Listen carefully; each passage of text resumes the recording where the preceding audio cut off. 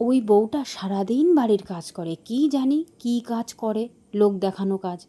এই কথাটাই সবাই আমার পিছনে বলে, কিন্তু আমার কোনো যায় আসে না। আমার যেটা ভালো লাগে আমি সেটাই করি। তো আজ কিন্তু কাকারা ধরেছিল অনেক মাছ। তো চলো প্রথম থেকে ভিডিওটা স্টার্ট করি। তো আমি সুস্মিতা, তো আমার চ্যানেলে তোমাদেরকে অনেক অনেক স্বাগত।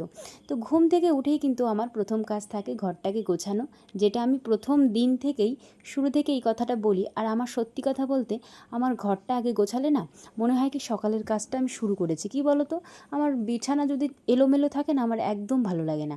তো বরমশাইকে আগে বলি তুমি ঘুম থেকে ওঠো, আমি ঘরটা আগে গোছাই, তারপরে অন্যান্য কাজগুলো করব। এইটাই যেন আমার প্রথম কাজ থাকে। তো যাই হোক, এদিকে কিন্তু ঘরটরগুলো ঝাড় দিয়ে নিচ্ছি। আজ কিন্তু আমি উঠোনটা লেপবো। কী বলো তো, অনেক দিন গোবর দেওয়া হয় না, মা উঠোনটা লেপতে গেছিলো, সেটা দেবে। তাই বললাম থাক মা, আমি গোবর দিয়ে দিচ্ছি, একটুখানি ঝাড় দিয়ে দিলে না বেশি ভালো থাকবে, তাহলে ধুলোটা একটু কমই হবে। ওই ছিটা ছিটা দিলে কিন্তু অতটা ধুলোটা যায় না, যার জন্য কিন্তু এইভাবেই আমি একটু কষ্ট করে হলেও লেপে দিয়েছি। আর দেখতেও কিন্তু বেশ ভালো লাগে। আমি সত্যি বলছি, হাজারো কষ্ট হলে আমার কাজ করতে কষ্ট হয় না। মেয়ে মানুষ হয়ে জন্ম নিয়েছি, কাজকর্ম তো করতেই হবে, তাই না? আর সংসারকে সত্যি কথা বলতে যে ভালোবাসে তার কাজের প্রতি কোনো অনীহা আসবে না আমার মতো।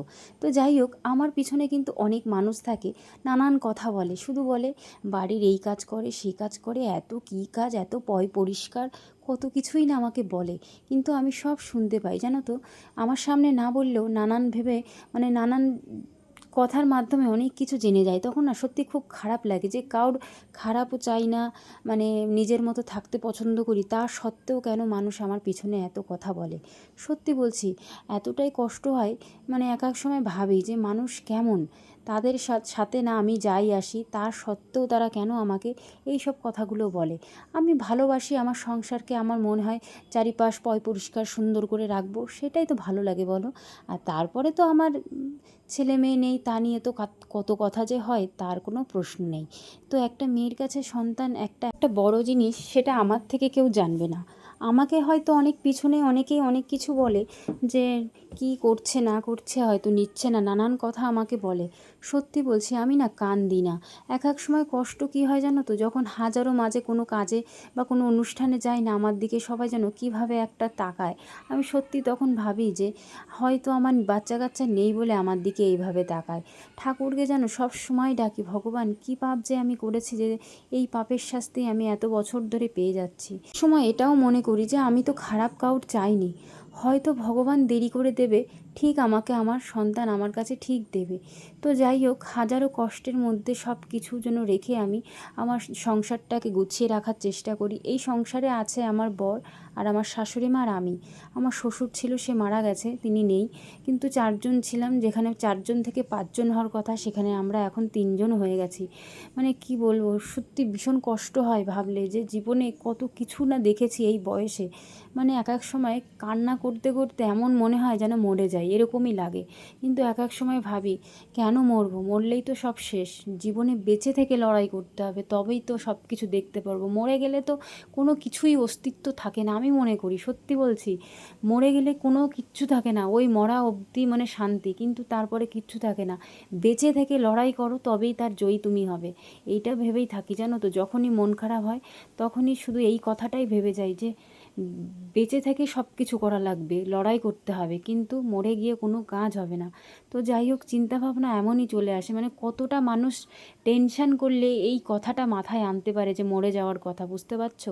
কতটা টেনশান আসলে, টেনশানে রোগা হয়ে গেছে, চেহারা এত খারাপ হয়ে গেছে, আমি নিজেকেই যেন চিনতে পারি না যে আমি কি এটা। তো যাই হোক, তোমাদের সঙ্গে কথা বলতে বলতে দেখো আমার কিন্তু ঘরের সব কাজকর্ম হয়ে গেছে। ঘর ঝাড় দেওয়া, ঘর উঠোনটা লেপা, ঘরটাকে ঠিকঠাক করে চান করে নিয়েছি। জানো তো আজকে চান করে নিলাম কেন, গরমে এত ঘেমে গেছি আর যেন অস্বস্তি লাগছে।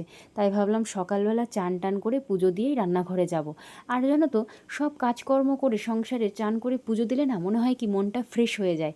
জানি না আমার মতো কার কার হয়, অবশ্যই কিন্তু কমেন্টে জানিও। আর দেখো, এই একটা ছোট্ট একটা বাচ্চা এসেছিলো, ওকে খেতে দিলাম। কি বলবো, এদের একটু খেতে দিলে না আর বাড়ি থেকে যেতে চায় না।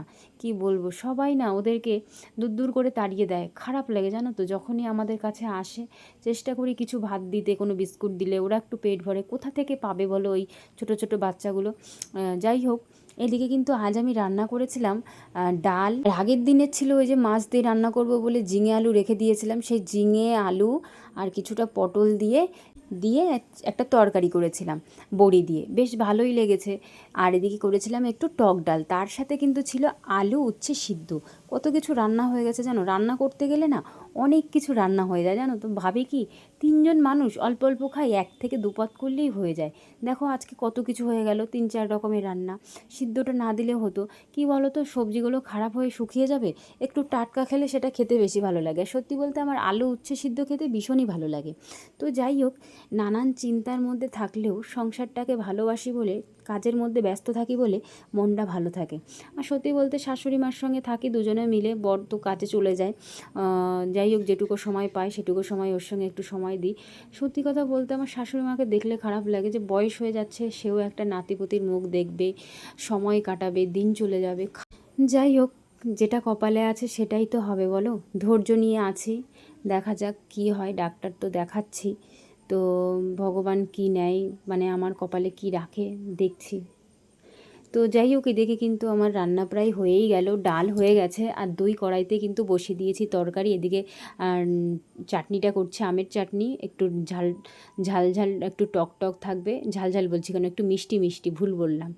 আর এদিকে তরকারিটাও বসিয়ে দিয়েছি। কি বলো তো, রান্নাঘরে যতক্ষণ রান্না করি না ভীষণ গরম লাগে। আজকে একটু, তাও একটু রোদ্দুর কম ছিল বলে অতটা গরম লাগেনি, কিন্তু তাড়াতাড়ি করে রান্নার চেষ্টা করি, যেহেতু রান্নাঘরে থাকাই যায় না, এতটাই গরম। তো যাই হোক, একটু জল বেশি দেওয়া হয়ে গেছে তরকারিতে, যার জন্য আমার একটু সময় লাগলো আজকে রান্না করতে। রান্না বান্না সেরে কিন্তু আমরা 3জনাই খেতে বসে পড়েছি।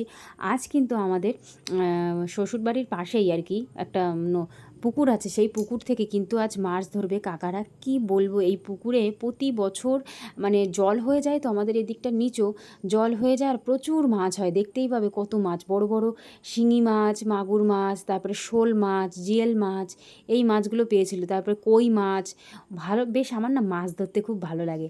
সত্যি বলতে আমি চেয়েছিলাম যে আমিও নামবো পুকুরে জানো তো, কিন্তু ঠান্ডা লেগেছে বলে আর নামিনি। কত সুন্দর সুন্দর যে কই মাছ, এখান থেকে আমি কোনো মাছই খাই না, খাওয়ার মধ্যে একটাই খাই, ওটা জিয়েল মাছ, তাও আগে খেতাম না, এখন একটু খাওয়া শিখেছি। এই যাই হোক, মাছ ধরতে আমার ভীষণ ভালো লাগে।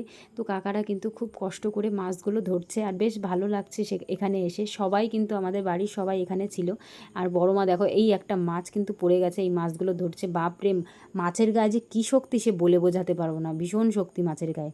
তো যাই হোক, আমি একটা মাছ ধরেছিলাম, আমার মাছ ধরতে যে কী ভালো লাগে কি বলবো। তো এদিকে এক এক করে মাছ ধরবে, একদিনে তো আর মাছ ধরা হবে না। এই মাছগুলো কী বলো তো, ধরে একটা কাজে লাগায়। এই যে যে পুকুরটা দেখতে পাচ্ছ, জলটা কেটে নিয়েছে কিন্তু এই যে মোটর দিয়ে, অনেকটা জল কমে যাওয়ার পরেই কিন্তু মাছ ধরছে। তো যাই হোক, ভীষণ ভালো লাগে মাছ ধরতে। কাকা একটা মাছ পেয়েছে, বাপ রে কী বলবো, আমাকে দেখাতে গিয়েই মাছটা পড়ে গেছে জানো তো।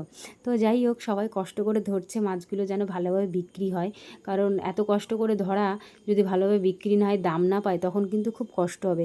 যাই হোক, ঠাকুর কাছে ডাকছি যেন মাছগুলো ভালো দামেই দাম পায়। কি বলো তো, পাইকারি রেটে বিক্রি করতে গেলে এমনি একটু দাম কমই পাবে, কিছু করার নেই, কিন্তু যেটুকু পাবে, শিঙি মাছের দাম যেরকম, দামটা বেশি পাবে। আর এই দেখো কই মাছগুলো মানে জলের থেকে নেমে যাচ্ছে, ধরতেই পাচ্ছি না কোনো রকম। আমি ভাবলাম যে মাছটা ধরি, বাপরে বাপ, লাস্টে আমি কী দিয়ে ধরেছি জানো, একটা কাগজ দিয়ে ধরেছি।